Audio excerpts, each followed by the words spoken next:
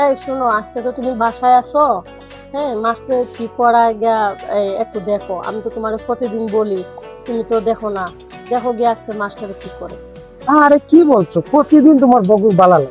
Master রাখছি, ছাত্রী পড়াইবো, হ্যাঁ আমাদের মেয়েরে পড়াইবো, ওকেও দান্ডা বান্ডা করবো, ওই ছেলের তো দিকে এরকম মনে হয় না।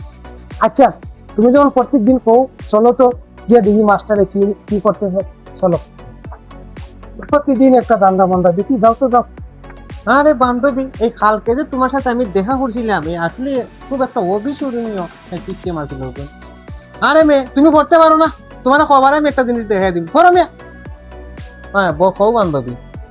আরে বোন, তোমার বিষয়টা হচ্ছে আলাদা, সমস্যার মাঝে আছি অনেক কিছু। আরে তুমি করো মিয়া, তোমার এক কথা বারে বারে খেটা শিখিয়ে দিত।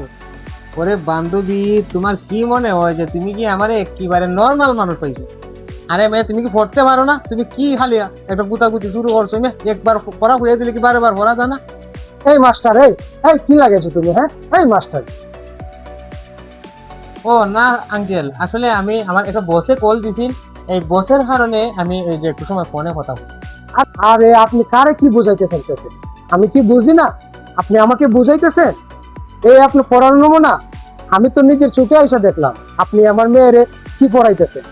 হ্যাঁ, আমার ওয়াইফ তো প্রতিদিন বলে যে তুমি গিয়ে দেখো মাস্টার কি করে, মাস্টার কি করে। এই তোমার নমুনা। আজকে তো আমি না বাসা না থাকলে নাই দেখতাম। হ্যাঁ, এটা কি তোমার পড়ানো?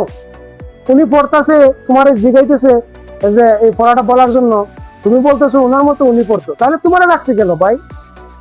ঠিক আছে, তোমার যখন তুমি যখন এইরকম করো, তাহলে তুমি কালকের থেকে আর প্রাইভেট পড়াইতে আইসো না।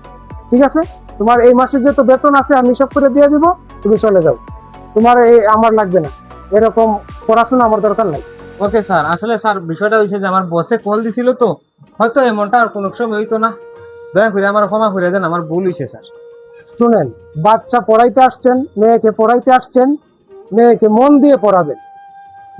মেয়েকে সামনে নিয়ে আপনি প্রেম প্রীতির আলাপ করেন, এরকম অবস্থা করেন। হ্যাঁ, এটা কিন্তু ঠিক না। আমাদের সমাজে কিছু কিছু এই স্যারগুলো আছে, ওদেরকে প্রাইভেট পড়ানোর জন্য বাসায় নিয়ে আসে।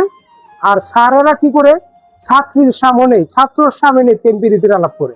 কারণ পড়ার বদলে সেই ছাত্রী প্রেম প্রীতি শিখে। যাই হোক, যাও আবার হয়েছে। দয়া করে আপনি কাল থেকে আমার এখানে আসবেন না।